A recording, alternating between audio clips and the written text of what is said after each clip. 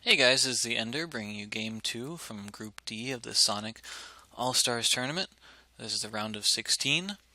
So this map is going to be Blue Storm, and we're continuing with the Hero versus Free series. Hero took game number 1 with a pretty good air, I guess you'd call it dominance. Free did a really nice job in the early game using a Dark Archon to freeze the Mutas, but because he didn't ever get a Stargate, all that happened was the Dark Archon got sniped, and sooner or later the Air Force from Hero just overwhelmed him. Come on, why are you not... YouTube is not playing nice.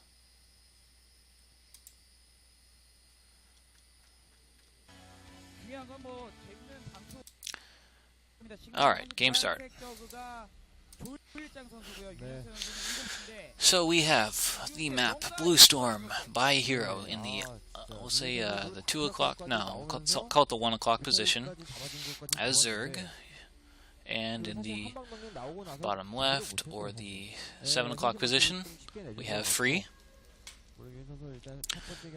So we've seen in the past Blue Storm has been a bit of a cheesier type of map. You should expect to see the Hydra bus much more frequently, just because the natural is really wide open, and of course, you know, the more surface area you can get on cannons, the better. So let's see what we get.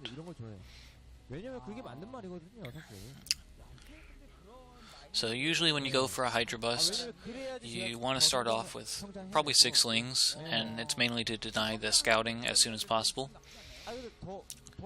But whether or not you get a 12 pool or a overpool or even a 12 hatch, they all work.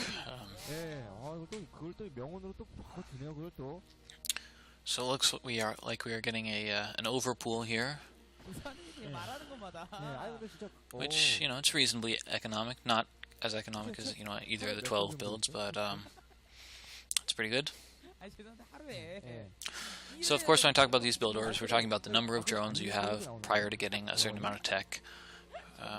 So an overpool means you get 9 drones, the overlord, and then a pool, whereas a 12 pool would be, you know, you get 12 drones, which includes an overlord, of course, and then the pool. Usually you don't see anything more with more drones than a 12 hatch or 12 pool. And occasionally you can get it earlier, but they are, they're not entirely optimal. So right now that probe is being super annoying, just running around in a circle trying to keep the drone from being able to set down the hatchery. Of course you don't want to lose the probe, but at the same time you want to block the hatchery as long as possible. Most of the time you see the Zergs actually send out the drone before they have 300 minerals, and that's just because they want to get enough, several hits on the probe before, they actually have the resources for it.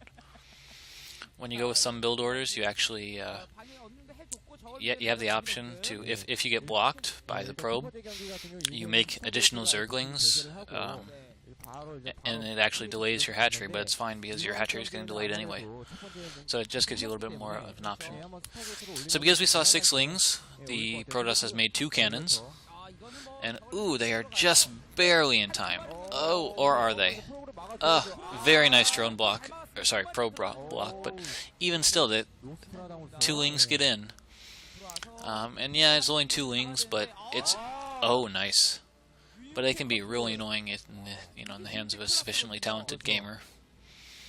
I mean, you can just start counting, every second that a probe is chasing a Zergling instead of mining, that's, another 2 or so minerals.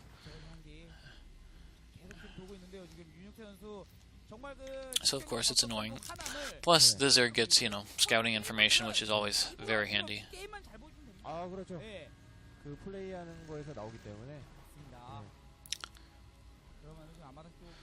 So alright, we have a third base for the Zerg. It's in the nearby position. So the nearby position for a third base for a Zerg usually is an indicator of, you know, planning on going Hydros. And that's just because you want to have your bases closer together, because you're not going to have, you know, Scourge to chase after the Corsairs, so you need to have Hydras that can move from base to base as needed. Alright, so that Zergling got a probe kill, which very annoying, but it did die, so the scouting information ends and the harassment ends. So we get another probe scout from Free. Hero doesn't look like he's doing anything aggressive, he's just making probes. Probe. One possible reason why he's not going for the Hydra bus is that we already saw there was 2 cannons placed in the natural, meaning it's not going to be as costly to make, you know, to get up to 5 cannons or so that are required to defend off the Hydras. Another reason could be that he thinks he's the better player, and so of course if you're the better player you don't necessarily feel like you need to cheese, that just, you know, turns the game into a coin flip rather than, you know, winning by skill. But we'll see. Oh, I don't know how that guy slipped in, but there's a Zealot in the natural for the Zerg. He got 1 probe kill before going down. Just not quite worth it. There's plenty of Zerglings to chase off that second one. What? Or the Zerg... Oh, okay, so the Zerglings do have speed, so it's okay that they, you know, they started to run by at first. They caught up in time.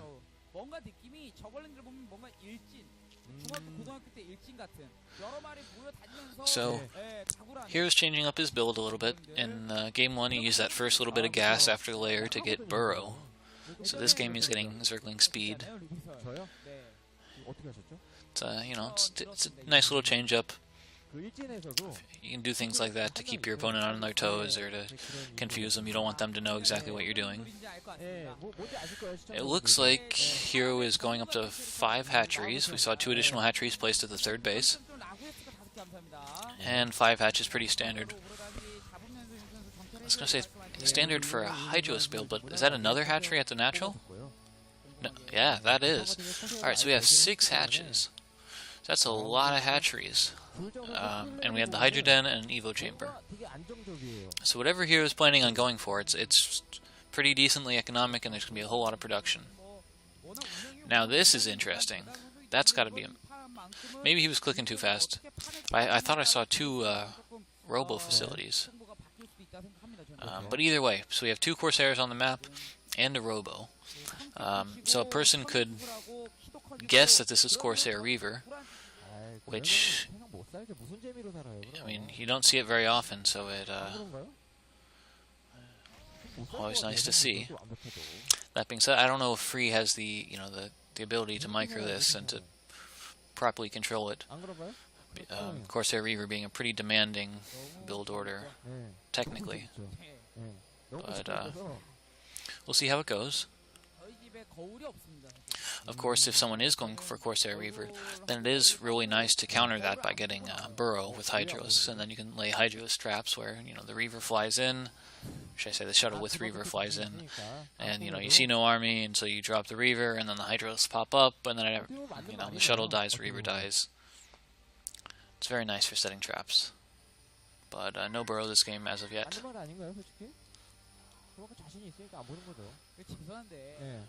So there's no sunken colonies either.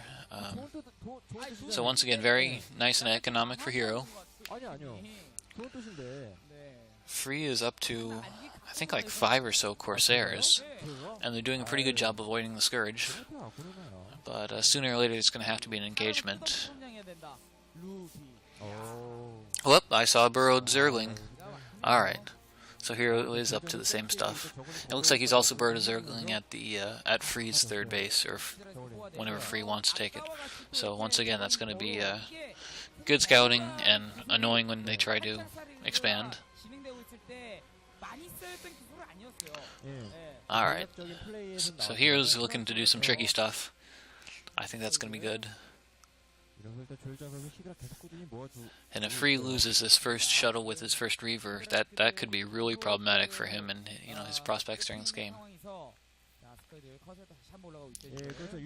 So even though Hero went for a 6-hatch build, he's got a whole lot of larvae just doing nothing.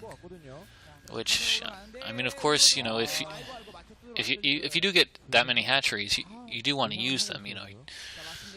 It costs a lot of money to buy that infrastructure. So the idea usually is you don't want to keep too much spare larvae, unless you're saving it up to build something that you don't have the tech quite for yet. Like you'll see a lot of Zerg players, when they go for Mutalisk, if they have 3 hatcheries, when that spire pops, at that exact second when the spire pops, they will have 9 larvae ready. And then of course that's the proper way to do it. But in this situation, we don't have any additional tech coming up, so it's more like Hero's just got extra production he doesn't need. So he does appear to know that it's, or at least he thinks that it's going to be some kind of a drop play. He's got Hydralisk at every one of his bases, and they're running around. All right, so there we go. Speed Shuttle and Corsairs. DT is dropped out. And of course, the Scouting Zerglings see it right away, which is really great. Oh, there we go. There we go. Hydra Trap. Got burrowed Hydralisk and burrowed Zerglings. The Zerglings are going to provide the vision, and then the Hydralisks are just going to say, hello, goodbye. Whoop. Oh. Alright, so first Scarab. 3 drone kills, not bad. And it's picked up and he gets away. Got 5 slow Zealots trying to pick off a hatchery for the 4th base. Looks like they're going to do it. Alright, so that's a lot. That's 7 Corsairs. Run the probes, run the probes! And, oh! That was a super lucky Scarab. Oh, and that 1 DT is going to kill the 4th base. So things are actually going quite well for Free here. Okay, just barely saved it. So yeah, we had like a DT attacking, 2 or 3 different hatcheries. We got a really oh, there we go. Yeah, that's nice. Oh, but no, the Hydras will not be able to intercept it. But yeah, so Scarab shots, the idea is you want to run whatever direction the Scarab shot is going, you want to run the exact opposite direction. I'm not just saying you want to run away. If you literally run, the exact perfectly straight away from a Scarab shot, it'll follow a unit, but it'll rarely hit them. It usually duds. Alright, so we have a Hydra drop coming in from by.hero here. And with the very low number of units that Free has, since he went for the Corsair Reaver, he might not be able to hold this off. Oh, no. Drop. Oh, man. But the Corsairs come in time, and for some reason Hero isn't dropping, and so he loses, I don't know, maybe a third the army, just the Corsairs, as well as the Overlords. And now and of course in low numbers, Zealots are going to beat Hydralisks. Because of course Zealots, they only take half damage from Hydras just due to damage types. Hydras do anti-heavy damage, and Zealots are light units. Oh man, and that attack at the 3rd was just slaughtered as well. Man, Free is just taking every engagement right now. It's pretty good for him. Alright. So, by.hero's getting his 4th base up again. He's still got plenty of Hydralisks to defend. But that being said, Free already has his 3rd base up. It's got a lot of cannons. And he's got Reaver tech out. He hasn't lost a single Reaver, hasn't lost a single shuttle. So, tech-wise, and there was Templar. Oh! Storm drop. Looks like he got another 4, maybe more probes. And the shuttle's still alive. The shuttle's going to die pretty soon, I think. Drop some stuff. Yep. Yeah, I don't know if you heard that, but Sonic was yelling "Storm!" and yet the storm didn't come until like 5 seconds later. Wow, so those Templar got a lot of probe kills. I mean a lot. They probably got 12 probe kills over the course of about 3 storms. But so Free is doing a great job this game with with the multi-pronged harassment and the drops. Ooh, that's Shuttle's like, no, I'm just gonna sit here. I don't know if anything was in that. Probably at least a Templar too. But that being said, you know, he's doing a whole lot better this game. Free is, that is. Hero appears to be having a little bit of trouble defending all his bases. Which, I mean, of course, on one hand, you know, it's more of an economic build if you know, skip all the sunkens and save all those minerals, save all those drones. But at the same time, I mean, when you're losing this many drones to the harassment, you really got to start thinking, you know, well, should I have, you know, I probably should have had those sunkens or spores or something. Alright, so we got lurkers now for by.hero. Oh man. So if you look at the number of kills on those Reavers, that's just sickening. So we got about 20 kills on one and about 7 kills on the other. And as far as how many you should get, yeah, it really shouldn't be anywhere near that high. Usually, you know, Reavers only got a shot or two before they have to retreat, and then after, you know, 2 or 3 bits of harassment, usually they get caught and taken down. So, you know, you'd only expect them to get, you know, 8 or 9 kills each, but they're oh no, oh my god, it's just so many kills. So we got 12 kills and 24 kills, and they're still both alive. Oh man. And so of course Hero is, you know, he's transitioning. He's started to morph some of his Hydras into lurkers. Of course the lurkers don't do very well against Reavers unless you drop the Reavers directly on top of them. Yeah, that's one of my pet peeves, watching players get too many lurkers against Reavers. Because of course, you know, the lurkers run in and they try to close with the army and get as close as possible as they can. But once they do that, you know, the Reavers just fire point blank and they do splash damage, so it's, you know, the lurkers just die so fast. Okay. So the Protoss is going to have to retreat from here, I'm guessing, because this is a pretty... I was going to say the Zerg has a nice concave, but that being said, the lurkers are so clumped. You know, a single storm is hitting 3 or so lurkers. Oh, and the Reavers come in. So the Reavers did get dropped in lurker range, but oh man, they're just so devastatingly damaging. Oh man. So Free lost almost nothing in that fight, and by.hero lost probably half his army. So that's a bit of a hero lurker in the front, killing off all the zealots. I wonder how many storms Hero has left. Oh, but there's Reavers in the natural. Oh! The humanity. Or should I say the Zerg? I guess it'd be humanity if it was Terran, but it's the Zerg. Okay, so it didn't look like there was enough storms, so the reinforcements for Hero were able to clean up the army. But Free, he's gone into the natural. He sent in with some probes too, and he's just slaughtered all the drones. Oh, that's a decent idea for defense, of course. And the funny part was, it looked like Hero was actually trying to keep his Scourge from hitting the shuttle, hoping that Free would pick up the Reavers into the shuttle, and then the Scourge would kill both the Reavers and the shuttle at the same time. But it didn't happen. There's just so much damage being done. So the Hive is up, but I think it's really just too late. I mean, Free's already on 4 bases, and it's not just 4 bases, it's 4 bases that are well defended, even if only 2 of them are mining. Because Hero's got 4 bases as well, but I don't think he has even the probes to saturate them. So he's got to really, you know, hope to get lucky.